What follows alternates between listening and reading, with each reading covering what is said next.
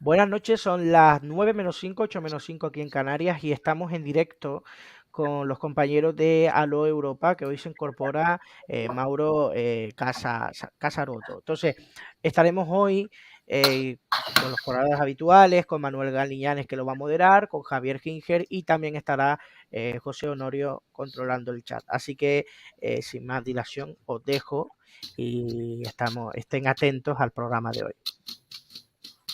Buenas noches, Manuel. Sí, gracias a Joseda y también al Círculo TV. Buenas tardes y bienvenidos a una nueva conferencia de la serie Hacia una Europa Federal.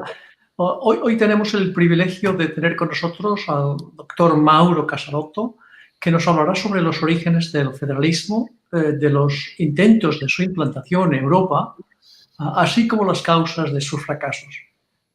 Finalmente, el doctor Casaroto nos hablará sobre la recientemente formulada Constitución Federal Europea como pieza fundamental para lograr la tan deseada federación. Good evening to the English-speaking audience and welcome to a new conference in the series Towards a Federal Europe. Today, we have the privilege of having with us Dr. Mauro Casaroto, who will speak about the origins of federalism, the attempts to implement in Europe and their failures. Finally, Dr. Casaroto will talk about the recently formulated European Federal Constitution as a fundamental piece to achieve the much desired and needed federation. Pero antes de comenzar, permítame presentar al ponente. El doctor Casaroto, graduado en Ciencias Políticas y Relaciones Internacionales por la Universidad de Padua, es cofundador y secretario general de FAED. El doctor Casaroto ha participado activamente durante varios años en organizaciones sin fines de lucro relacionadas con la cultura y los deportes, los derechos civiles y la política, y en la actualidad trabaja como consultor autónomo de seguros. Como viene siendo habitual, él hablará en inglés y Javier Giner hará la traducción en español. Let me introduce now the speaker to you. Dr. Casaroto graduated in Political Science and International Relations from the University of Padua. He's co-founder and General Secretary of FAED. He has been active for several years in non-profit organizations related to culture and sports, civil rights and politics, and currently he works as a freelance insurance consultant. As usual, he will speak in English and Javier Giner will do the translation into Spanish. Mauro, you have the floor. Thank you very much, Manuel, and thanks for the invitation to this night broadcast. Thanks to the last lecture of March 18th, we have discussed how the current European Union intergovernmental treaty-based system is far different from a federal state in terms of efficiency, transparency, and democracy. As an obvious result, Europe, despite being able to count on an area with potentially more than 500 million inhabitants, including some of the most technologically, economically, socially developed areas of the world, remains on the margins of all major political and strategic decisions of our century, suffering from the initiatives of the major organized powers, primarily the United States of America, China, and Russia. This is even more evident, and I must say for us as Europeans, embarrassing in the context of the war in Ukraine, with each European country developing its own approach and position. Muchas gracias, Manuel. Gracias a la última conferencia del 18 de marzo. Hemos discutido cómo el actual sistema intergubernamental de la Unión Europea basado en tratados es muy diferente de un Estado federal en términos de eficiencia, transparencia y democracia. Como resultado obvio, Europa, a pesar de contar con un área con potencialmente más de 500 millones de habitantes, incluyendo algunas de las áreas más desarrolladas de tecnología económica y socialmente del mundo, permanece al margen de todas las grandes decisiones políticas y estratégicas de nuestro siglo, sufriendo las iniciativas de las grandes potencias organizadas, principalmente Estados Unidos, China y Rusia. Esto es aún más evidente y, debo decir, para nosotros como europeos, embarazoso en el contexto de la guerra de Ucrania, con cada país europeo desarrollando su propio enfoque y posición. Typical elements of the EU treaty-based intergovernmental structure are the use of a veto power based on national interests and national egoisms, the double mandates of national heads of government as at the same time national and European leaders in the context of the Council of the European Union, the lack of a full power of legislative initiatives of the European Parliament, and the use of opt-outs in the treaties that de facto creates different classes of European countries and citizens. These elements, imposed and confirmed over the past decades by the European political class, have caused a loss of confidence on the part of citizens in the possibility of having what Europeans need and deserve, which is a federal structure of the continent capable of jointly managing and governing the essential political issues of our time, particularly the environmental crisis, foreign policy, defense, common currency, general economic policy, and civil rights. This happened because European political leaders decided just after the end of World War II not to follow the example of the Philadelphia Convention of 1787. Elementos típicos de la estructura intergubernamental de la Unión Europea basada en tratados son el uso del poder de veto basado en intereses y egoísmos nacionales.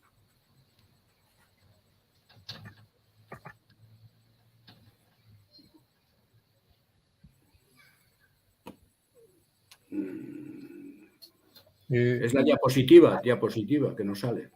Ahora. Al mismo tiempo, líderes nacionales y europeos, en el contexto del Consejo de la Unión Europea, a falta de un poder pleno de iniciativa legislativa del Parlamento Europeo y el uso de las cláusulas de exclusión en los tratados, que de facto crea diferentes clases de países y ciudadanos europeos. Estos elementos impuestos y confirmados durante las últimas décadas por la clase política europea han provocado una pérdida de confianza por parte de los ciudadanos en la posibilidad de tener que los europeos necesitan y merecen, que es una estructura federal del continente capaz de gestionar y gobernar conjuntamente las cuestiones políticas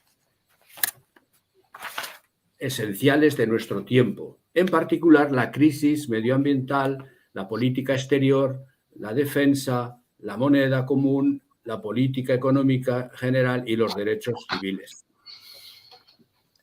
In 1787, the Philadelphia Convention of 55 people made an unprecedented breakthrough in constitutional law. It successfully united the 13 former British colonies that, as small independent states, had come in conflict with each other under a confederal treaty. With only 7 articles, plus a few amendments, Constitution, the federal concept proved to be the recipe for the growth to the current 50 US member states. Then, in the course of the 19th and 20th centuries, mainly following the example of the First Federation, 26 other federal states come to the light in all continents. Just to quote a few, Switzerland, Australia, Canada, Germany, Austria, Belgium, Brazil, Argentina, Mexico, Malaysia. En 1787, la Convención de Filadelfia, compuesta por 55 personas, logró un avance sin precedentes en el derecho constitucional. Unió con éxito las 13 antiguas colonias británicas que, como pequeños estados independientes, habían entrado en conflicto entre sí bajo un tratado confederal. Con una constitución de solo 7 artículos, más algunas enmiendas, el concepto federal resultó ser la receta para el crecimiento hasta los actuales 50 estados miembros de Estados Unidos. A lo largo de los siglos XIX y XX, siguiéndolos principalmente el ejemplo de esta primera federación, surgieron otros 26 países federales en todos los continentes. Por citar solo algunos: Suiza, Australia, Canadá, Alemania, Austria, Bélgica, Brasil, Argentina, México y Malasia.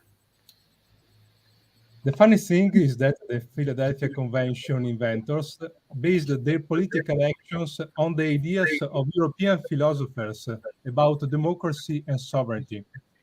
Philosophers such as Aristotle, Montesquieu, Rousseau, and Locke, with their views on popular sovereignty and the doctrine of the separation of powers and res politica.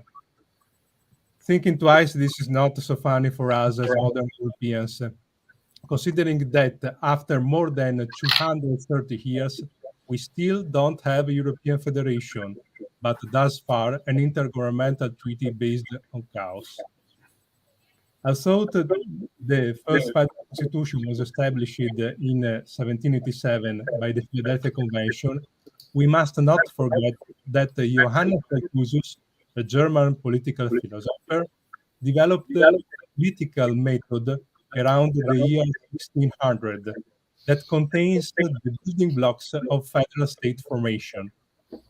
The essence of Malthus's thinking is the fact that authority of a state must be developed from the bottom up, so from the sovereignty of the base of society, starting with the family, the street, the neighborhood, the municipality, and so on. From 1787 on, Europe was quite close to creating a federal state, precisely during and after World War II. I will now explain when and how and why this unfortunately did not happen. Lo curioso es que los inventores de la Convención de Filadelfia basaron sus acciones políticas en las ideas de los filósofos europeos sobre la democracia y la soberanía. Filósofos como Aristóteles, Montesquieu, Rousseau y Locke, con sus puntos de vista sobre la soberanía popular y la doctrina de la separación de poderes y las trías políticas. Pensándolo bien, esto no nos hace tanta gracia como europeos modernos, si tenemos en cuenta que después de más de 230 años todavía no tenemos una federación europea, sino hasta ahora un caos intergubernamental basado en tratados. Aunque la primera Constitución Federal fue establecida en 1787 por la Convención de Filadelfia, no debemos olvidar que Johannes Althusius, filósofo político alemán, desarrolló hacia el año 1600 un método político que contiene los elementos básicos de la formación de un Estado federal.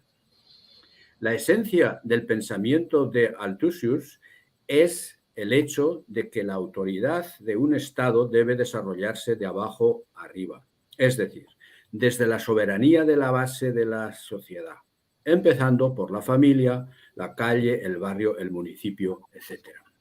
A partir de 1787, Europa estuvo bastante cerca de crear un Estado federal, precisamente durante y después de la Segunda Guerra Mundial.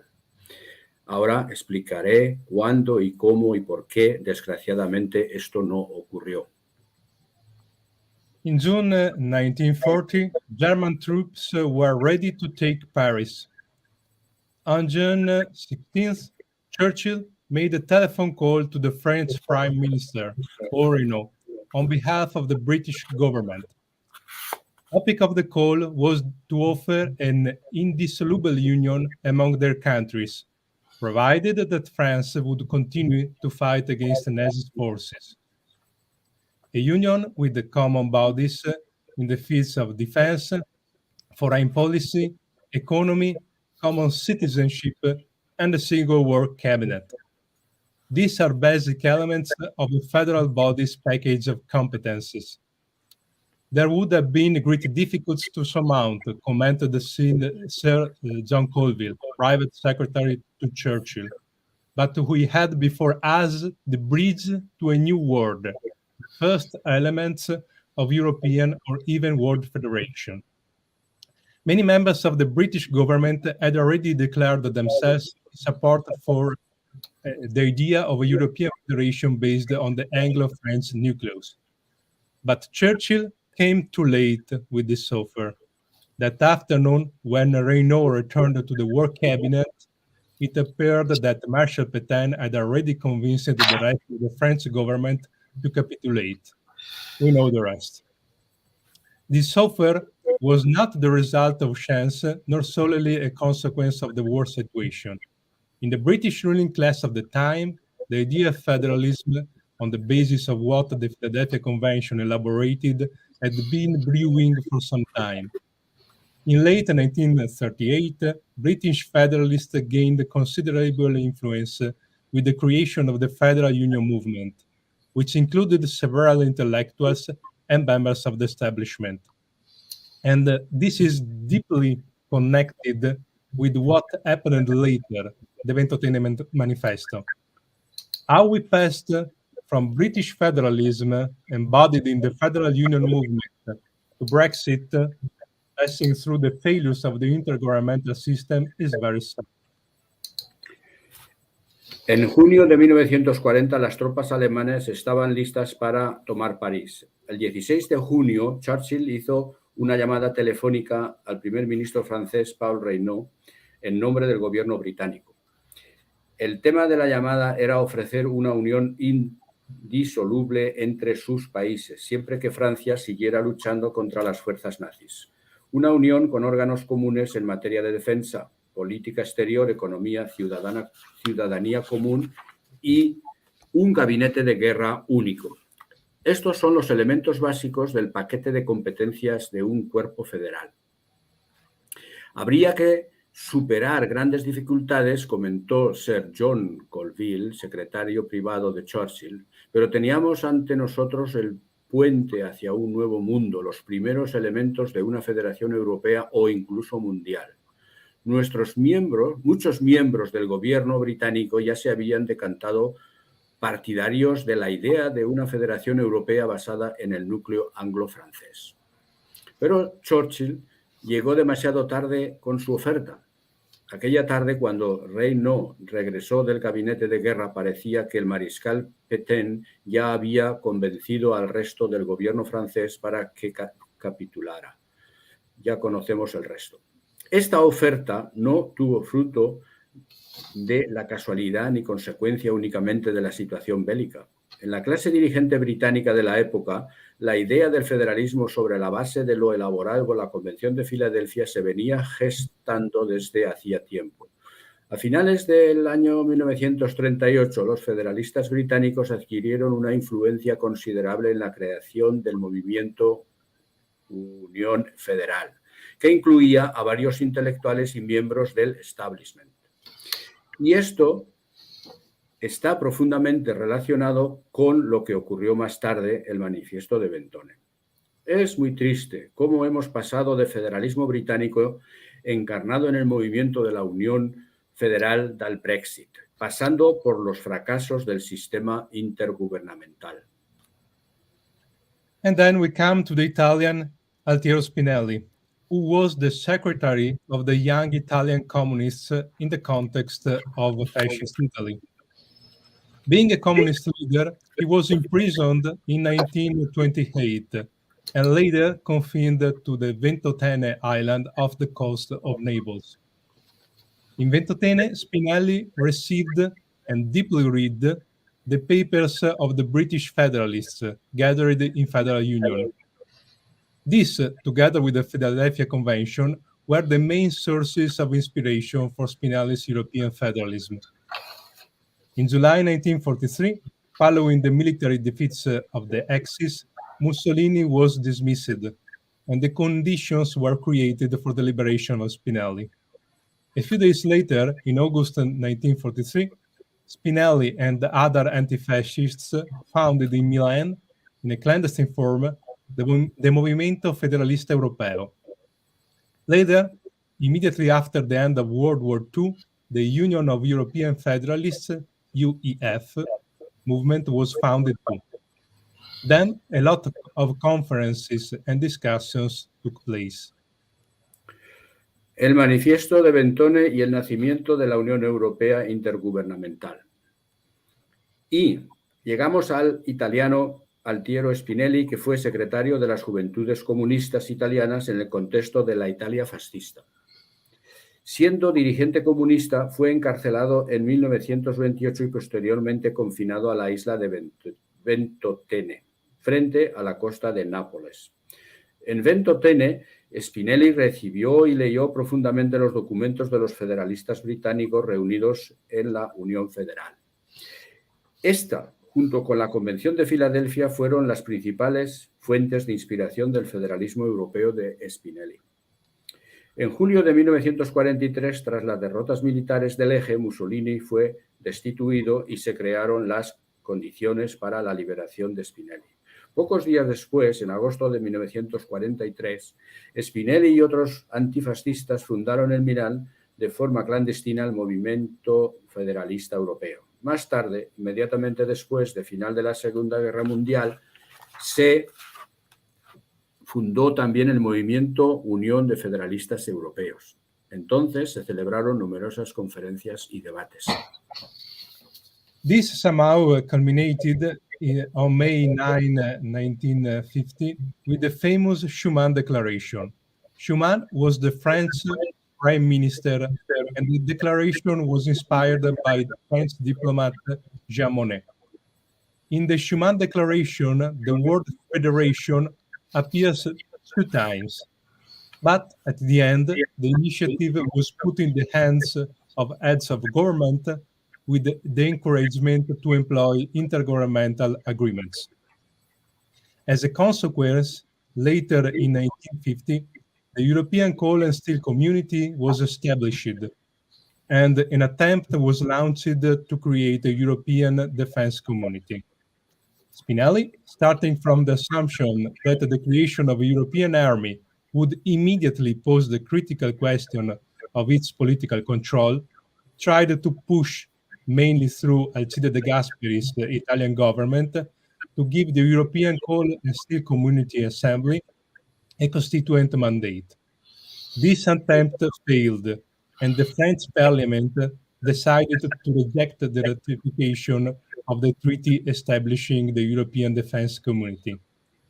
This way, the European Community remained a common market area, regulated by intergovernmental agreements, and the common defense still is dramatically on the table today, after more than 70 years. This because national politicians do not allow common interest-related powers to be shared with other countries in the context of a democratic federal union. Esto culminó de una manera el 9 de mayo de 1950 con la famosa declaración de Schuman. Schuman era el ministro de Asuntos Exteriores de Francia y la declaración se inspiró en el diplomático francés Jean Monnet. En la declaración Schuman, la palabra federación aparece 2 veces, pero al final la iniciativa se puso en manos de los jefes de gobierno con el estímulo de emplear acuerdos intergubernamentales. Como consecuencia, más tarde, en 1950, se estableció la Comunidad Europea del Carbón y del Acero y se intentó crear una Comunidad Europea de Defensa. Spinelli, partiendo de la base de que la creación de un ejército europeo plantearía inmediatamente la cuestión crítica de su control político, intentó presionar principalmente a través del gobierno italiano de Alcide De Gasperi para que la Asamblea de la Comunidad Europea del Carbón y del Acero recibiera un mandato constituyente. Este intento fracasó y el Parlamento francés decidió rechazar la ratificación del Tratado Constitutivo de la Comunidad Europea de Defensa. De este modo, la Comunidad Europea siguió siendo un espacio de mercado común regulado por acuerdos intergubernamentales y la defensa común sigue estando hoy dramáticamente sobre la mesa, después de más de 70 años. Esto se debe a que los políticos nacionales no se permiten que se compartan competencias relacionadas con intereses comunes con otros países en el contexto de una Unión Federal Democrática. 1979 was the year of the first direct election of the European Parliament. Spinelli, then member of the European Commission, decided to abandon this role and managed to be elected at the European Parliament. He thought that this was the right moment to try again by using the European Parliament as a constituent assembly. So again, he tried to use intergovernmental institutions to create a federation. He proposed a draft treaty establishing the European Union, also known as Spinelli Treaty, that was largely approved by the European Parliament. This draft treaty did not explicitly mention either a constitution or a federation, because Spinelli's hope was to avoid doctrinary discussions. The draft treaty included the conservation of the Commission and the Intergovernmental Council, the key institutional elements that embody in the European community and later in the European Union the dominion of national interests rather than the devotion to common interests. So, just a few years before his death, the process of absorption of Spinelli's revolutionary proposal of a federation on a constitutional basis within the increasingly consolidated and therefore resistant intergovernmental system came at a conclusion. From then, Europeanist movements and parties stick to Spinelli's idea to use the European Parliament as a sort of revolutionary class, legitimized by popular elections and able to transform intergovernmental treaties into a constitution. But this cannot happen by maintaining the treaty-based approach, despite another attempt again in 2003 with the chimeric monster, the treaty establishing a constitution for Europe, prepared by the Registrate Convention, rejected by referendum. The perspective error is to identify the subject of the revolution, the European Parliament, without correctly framing the object, the content of the revolution itself, namely the overstep of the EU intergovernmental system and the establishment of a true, genuine federal state. 1979 fue el año de la primera elección directa al Parlamento Europeo. Spinelli, entonces miembro de la Comisión Europea, decidió abandonar esta función y consiguió ser elegido al Parlamento Europeo. Pensó que era el momento adecuado para volver a intentarlo, utilizando el Parlamento Europeo como asamblea constituyente. Así que volvió a intentar utilizar las instituciones intergubernamentales para crear la federación. Propuso un proyecto de Tratado de Constitución de la Unión Europea también, conocido como el Tratado Spinelli, que fue ampliamente aprobado por el Parlamento Europeo. Este proyecto de tratado no mencionaba explícitamente ni una constitución ni una federación, porque la esperanza de Spinelli era evitar discusiones doctrinarias. El proyecto de tratado incluía la conservación de la Comisión y el Consejo intergubernamental, los elementos institucionales clave que encarnan en la Comunidad Europea y más tarde a la Unión Europea, el dominio de los intereses nacionales en lugar de la devoción a los intereses comunes. Así, pocos años antes de su muerte, el proceso de absorción de la revolucionaria propuesta de Spinelli de una federación sobre una base constitucional dentro de cada vez más consolidado y, por tanto, resistente sistema intergubernamental llegó a su fin.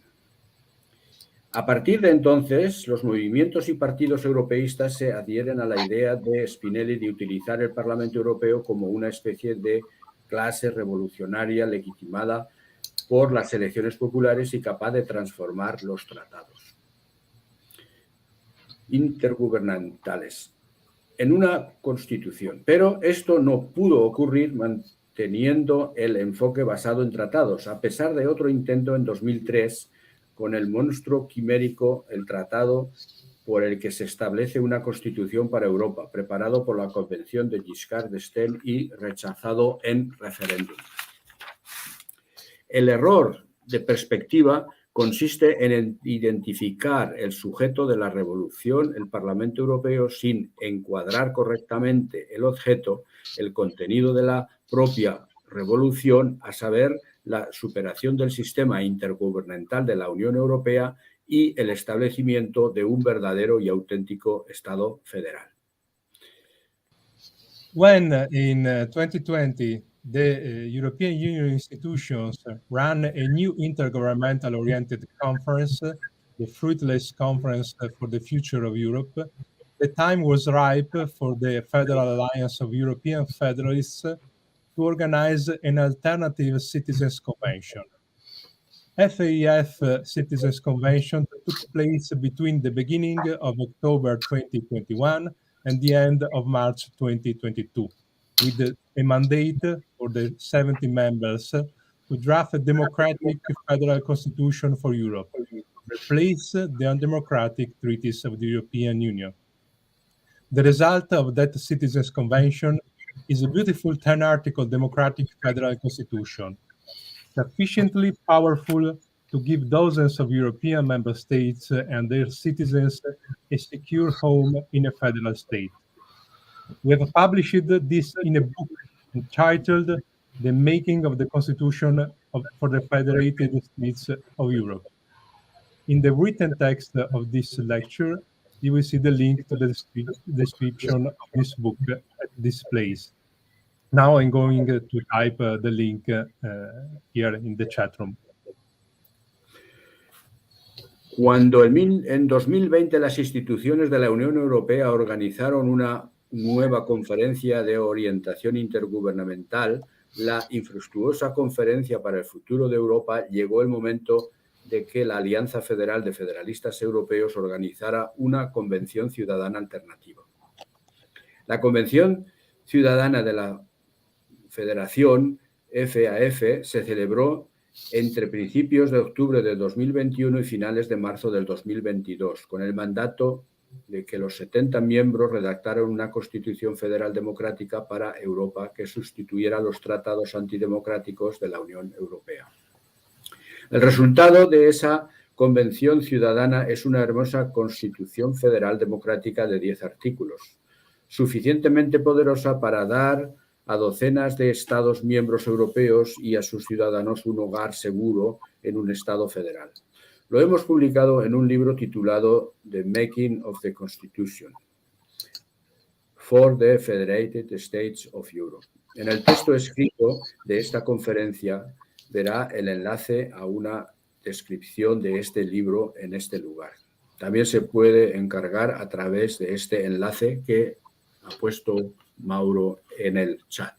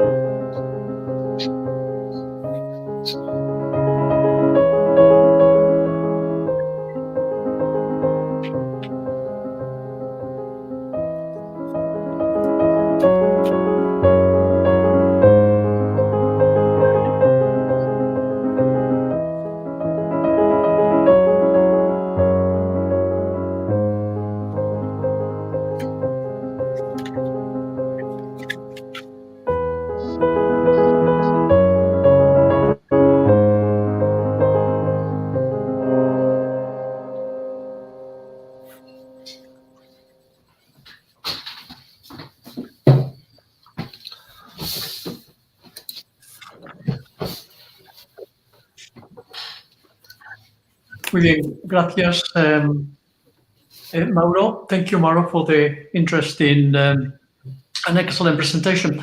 The speaker is now ready to take any questions you may have. Entramos en la discusión y el doctor Casalotto está gustoso de responder a las preguntas que se planteen. De momento tengo algunas aquí que se han mandado por el chat. La primera pregunta que tengo viene de Teco. Él nos pregunta, ¿la localización de fábricas o centros de grandes empresas multinacionales se decidiría a nivel nacional o central? I translate this for you, Mauro. Could the location of factories or centers of large multinational companies be decided at the national or central level? Federal. Okay. Yes, I understood. We have to keep in mind what a federation is. A federation is a structure. It is a form of government. So it is basically an organization. And there are many different kind of federal organizations, not only in politics, but also in different fields, like economy. Some banks are federal banks, or sports, like the CEO is a federal organization, for instance, and many others. So an organization, a kind of organization, which the federation is, can be organized in different ways. For instance, you can say that a federation takes care of a limited set of interests and therefore of powers. Okay, so it's up to the federal constitution to decide which powers are shared with the federal body. In this case, in the case of the federal constitution that was produced by FAF Citizens Convention last year, I can say that the main economic goals of the federation are decided at the level of the federal body. So the general economy is somehow decided by the federal body, while some autonomies can be developed by each state. En esta pregunta hay que dejar claro que hay distintas federaciones, como por ejemplo la de fútbol, la Federación de Fútbol, como por ejemplo otras federaciones de cualquier otro tipo de actividades, pero en la Federación de Estados, como se trata en los Estados Federados de Europa, esto se contempla de una forma distinta, es decir, que las factorías o las empresas de gran alcance, como pueden ser las tecnológicas y las de investigación, IT, esto sería un tema de control federal para defender los intereses de la federación. Es lo mismo que ocurre hoy día cuando se habla de introducir alguna tecnología moderna que puede venir de China, puede venir de Estados Unidos, pero en realidad Europa tiene que decidir normalmente por la que viene de Estados Unidos. Entonces Europa tendría una elección diferente. ¿Por qué? Sería una elección propia de llevar a cabo una dirección de independencia y soberanía de las decisiones de futuro de largo alcance. Gracias. La siguiente pregunta la hace José Honorio. Consiste en lo siguiente. ¿La Federación Europea supondría la salida de Europa del mandato de la OTAN? ¿Y cuál sería la posición geoestratégica de Europa? I translate. Would the European Federation mean Europe's exit from the NATO mandate? And what would be the geostrategic position of Europe? Okay. So foreign policy is decided at the level of the federal body, as I quoted a few seconds ago. So basically, it's up to the federal body to decide if European countries have to remain inside the NATO organization or not. So we are discussing of a form of government. A federal state is basically a house with clear rules and functioning that can host different countries. Okay, so the way in which foreign policy is ruled depends on the government and the parliament that is in charge at the moment, and the political line that will develop once federal elections are made, and the composition of the federal government and federal parliament are decided. So, si la OTAN permanecería bajo mandato de la Federación o no, eso lo determina la Constitución, porque cuando se constituye la Federación hay unos temas que tienen que ser asumidos por la Federación, porque los Estados no pueden resolver esa papeleta. Por lo tanto, dependería mucho qué sentido tomaría la Federación de someterse al mando de la OTAN o salirse de él. También dependería de las fuerzas políticas que hay en el Parlamento en ese momento, y por lo tanto es algo que quedaría a expensas de lo que decidiera el Parlamento. Pero lo que sí que está claro es que la decisión sería federal y, por lo tanto, de acuerdo con los intereses, pues permanecería o saldría, no país por país, sino en conjunto la Federación habría decidido el futuro, digamos, militar de Europa. If I can add a sentence to this, basically developing its own common defense policy and its own intelligence services and its own foreign policy that is altogether, unless it cannot work, de facto a European defense system and political system is also developed. So the question is if we still need NATO, or rather we prefer to do a different agreement with the North American countries. A este final que ha añadido Mauro, se trata de que la Federación tendría que decidir sobre los temas estratégicos de inteligencia, de militar, y por lo tanto ver si necesitamos una organización como la NATO, o bien tratar los temas de alianzas directamente con Estados Unidos, o supongo con Rusia o con la China, cuando fuera la Federación soberana. Y una pregunta, si me permitís. Ahora mismo que los países soberanos tienen representación en Naciones Unidas, como tiene Estados Unidos, Francia, Alemania. Entonces, en ese momento de que Europa se federe, ¿tendría una única voz en Naciones Unidas? Yeah, Mauro, José Honorio is asking if the European countries that have a representation in the ONU, this will be replaced by only one representation by the European Federation. Yes, it has no sense to keep different national representations.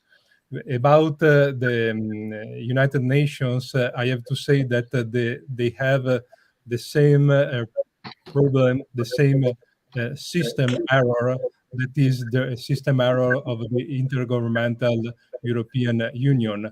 They don't have a federal constitution, while it is also quoted and it's part of the FAF Citizens Convention, European Constitution, the possibility to get access to a world federation with other countries or regions. Okay, so basically, it's important to have one only representation at the United Nations, but we should not forget that the United Nations, as they are today, are not effective at all.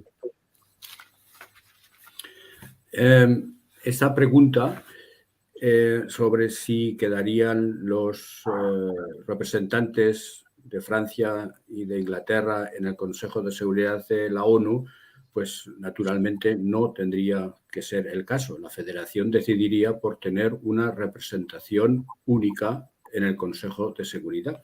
Pero dicho sea de paso, como hemos venido observando de los últimos años, la ONU ya no tiene ninguna representación real, porque en definitiva, pues las potencias, sea unas veces Estados Unidos en la mayor parte y otras veces como Rusia actualmente, pues se imponen su veto y luego pues llevan a cabo los planes que tienen planeados y dejan dejan sin ningún valor a la ONU.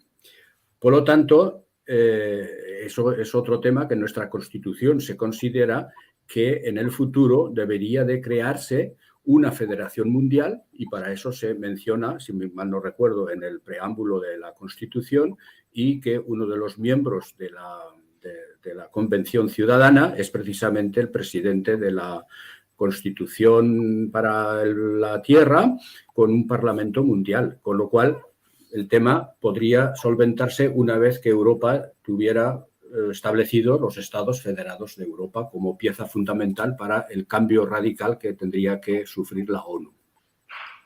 Gracias, Mauro.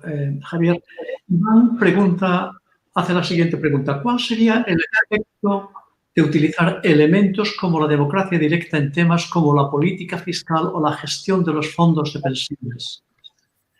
Mauro, what would be the effect of using elements such as direct democracy on issues such as fiscal policy or pension fund management? Okay, so we have 3 questions here because it's direct democracy, fiscal question, and the last one I did not hear correctly. Direct democracy. Direct democracy, yeah. See the first one, then fiscal policy and pensions. Okay, pensions. So okay. So about the direct democracy, this is already part of the federal constitution created by the FAF Citizens Convention. So there are some articles, some part of articles in the constitutions that create a system of direct democracy so that citizens can continuously control and, if needed, push the politicians of the European Parliament and the European government in order to do correctly with their mandates. About the fiscal union, it is clear that the European federal state will not have the actual cause of a different currency in the same single market, because now we have some countries that adopt the euro currency, some other countries that keep their currencies, and maybe in future they will change or not. This is not clear at all. So this actual cause under a European Federation will be overstepped, and we will have only one single currency, and then single fiscal rules will be decided at the federal level, while some autonomy will be maintained at the level of the single national states. About pensions, it is not clear the question, because pensions will surely still exist. But the question is if the federal body will take care of organized pensions for all retired citizens of the federation. Is this the question? Yes, it is the question of the pensions will be taken over the federation or will remain. So, but we don't know. Okay. So the money that has to be collected in order to pay all the pensions. Okay. Anyway, there are a sort of political space in which states will debate and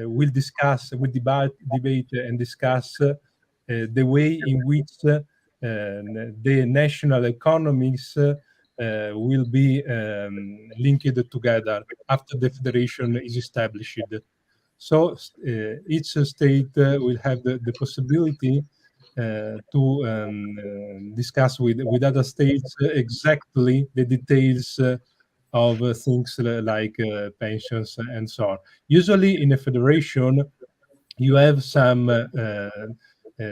general binding rules that applies to each state, and the possibility to develop some autonomies in each country. Well, ¿qué influencia tendría la democracia directa en temas como la fiscalidad o temas como las pensiones? Pues la democracia directa fue uno de los elementos esenciales que se introdujo por la Convención Ciudadana, tomando nota de del sistema de democracia directa en la Federación Suiza. Por lo tanto, los temas que pueden ser un poco complicados, siempre tendrá la ciudadanía la posibilidad de aplicar o de llegar a la iniciativa popular para llevar a cabo un proyecto de ley cuando lo crean conveniente. Se registrará en el Parlamento y luego se confeccionará una propuesta que se pondrá a votación, y si la mayoría de los ciudadanos lo aprueban, pues esa iniciativa popular pasará a ser ley. Es decir, que los políticos estarán controlados constantemente si la ciudadanía alcanza el número de firmas determinado. Por tanto, para la fiscalidad, pues será, digamos, un tema de política de la federación, de determinar en qué términos se va a desarrollar la fiscalidad en la federación. Lo que no podrá ocurrir es lo que pasa ahora, que hay en la Unión Europea países que tienen el euro, otros que no lo tienen, y además no hay un presupuesto europeo, sino que hay un barullo europeo cuando llevan las cuentas los estados nacionales, y después, al final del presupuesto, del año presupuestario, pues nadie sabe quién se ha llevado más dinero a sus respectivos estados nacionales. Por lo tanto, está garantizado que la federación controlará globalmente los ingresos que necesita la federación para financiar los presupuestos federales, y los estados, por otra parte, tendrán su propio presupuesto, pero la fiscalidad será única en toda la federación. Referente a las pensiones, lo que podría pasar es que los actuales sistemas de pensiones nacionales pudieran quedar bajo el control de los estados. Pero eso no quiere decir que una iniciativa popular, otra vez dentro de las posibilidades que otorga la Constitución, para poder llevar a cabo una iniciativa popular para tener unas pensiones garantizadas. Eso es uno de los más exitosos iniciativas populares que hubo en Suiza. Por lo que yo sé, es el único país del mundo que tiene las pensiones garantizadas en la Constitución. Con lo cual, hemos copiado en la Constitución Federal para los Estados Federados de Europa algo que podría introducirse en un futuro. Sí, bueno, Iván Gil añade un comentario al respecto de las pensiones. Él comenta que la toma de responsabilidades de las pensiones por parte de la Federación Europea acabaría con las situaciones como la que estamos viviendo en Francia, donde el Estado pues, ha modificado las pensiones sin ningún tipo de proceso democrático en el país. Bien, yo quería hacer la siguiente pregunta a Mauro. ¿Cuál sería el mecanismo para la aprobación de la Constitución de la Federación Europea?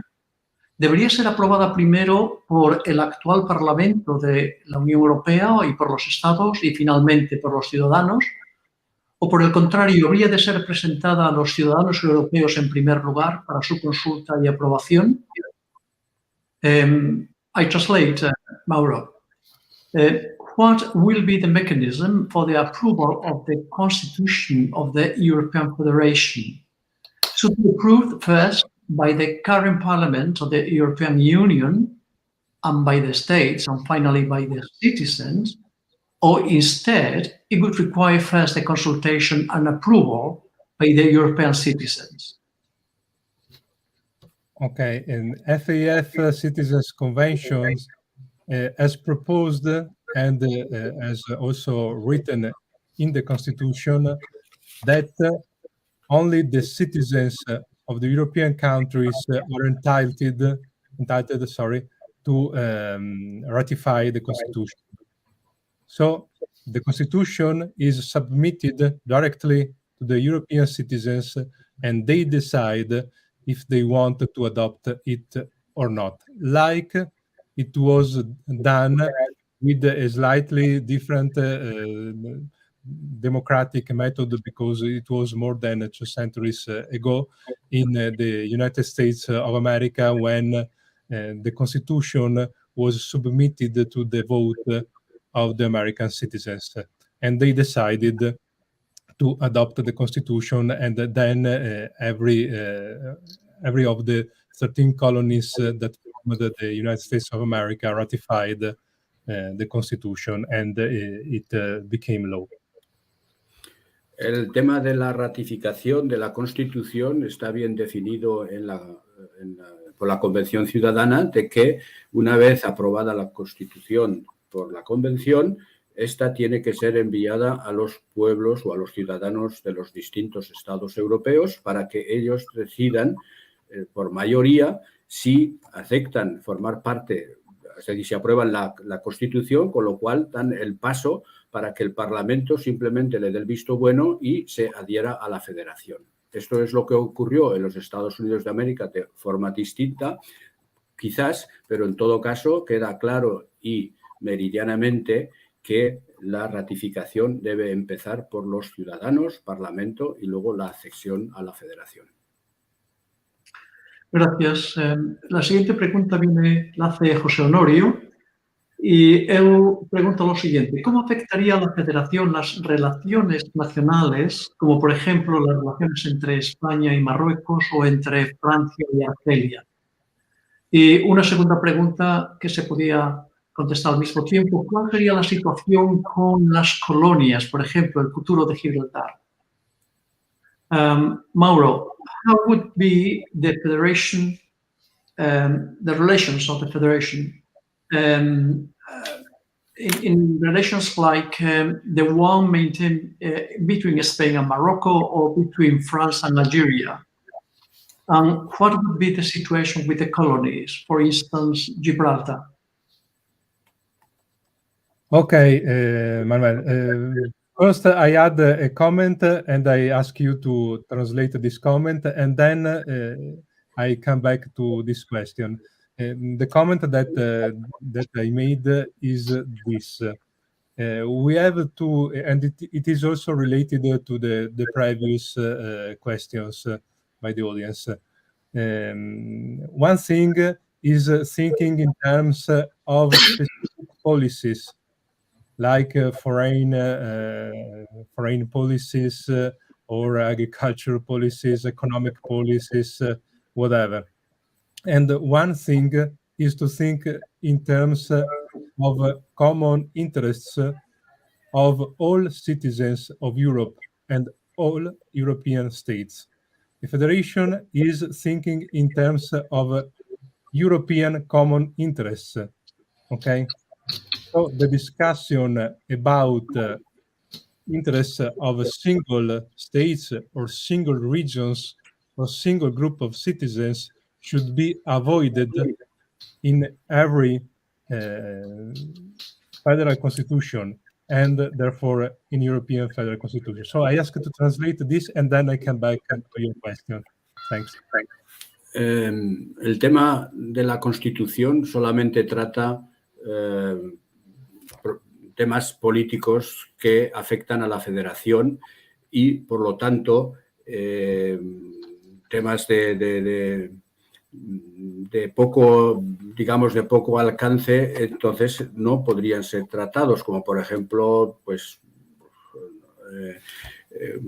que no hayan, los temas que no se hayan entregado de soberanía a la Federación, pues tendrían que seguir siendo tratados a nivel nacional.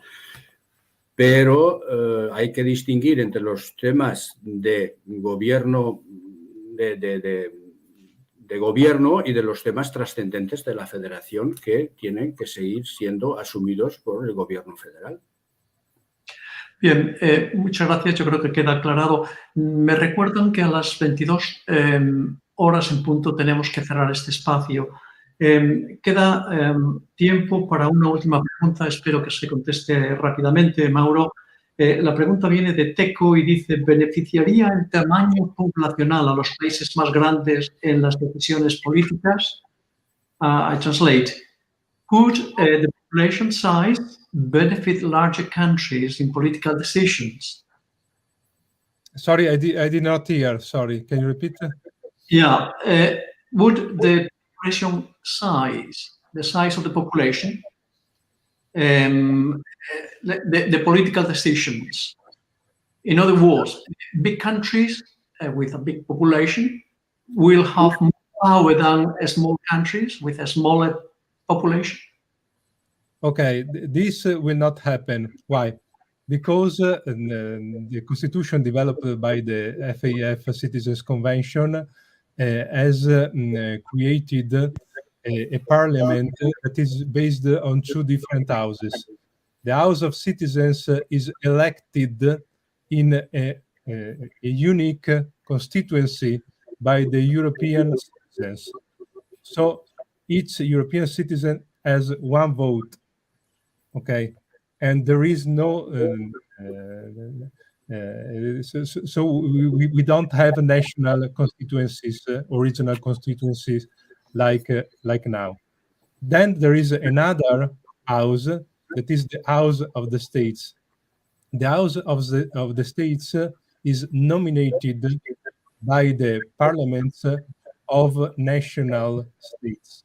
So each state will nominate the same number of delegates in the House of the States. So again, there is equity.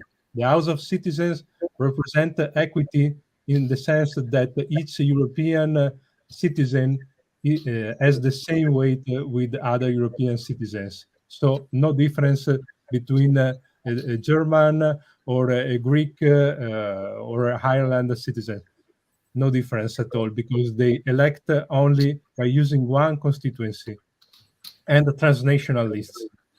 And then the House of the States, each state has the identical same weight if compared to other states. En definitiva, la Constitución Federal tiene previsto que no haya ningún peso político mayor en los estados por ser más grandes. Es decir, que el Parlamento en sus dos cámaras tiene bien regulado que esas decisiones federales son independientes del peso político de los estados. Well, thank you. Here we close this very interesting lecture on the birth of and development of federalism in Europe and how the new European Federal Constitution promoted by FAF can give a huge boost to achieve it. Many thanks to Dr. Casarotto, to all of you, and to Círculo TV. Nada más por hoy. Buen fin de semana a todos. Good weekend. Bye, bye. Quería agradecerte, Bye, bye. Manuel, y a todos. Y nada, nos vemos ahora con Ruta 28M. Muchas gracias por vuestro programa. Y recuerden que la semana que viene hay más Aló Europa a las 9 de la noche aquí en Círculo TV. Buenas noches, Manuel, y buenas noches, Javier, y buenas noches a Honorio. A todos. Muchas gracias. Buenas noches. Hasta la Gracias. próxima. Adiós, adiós.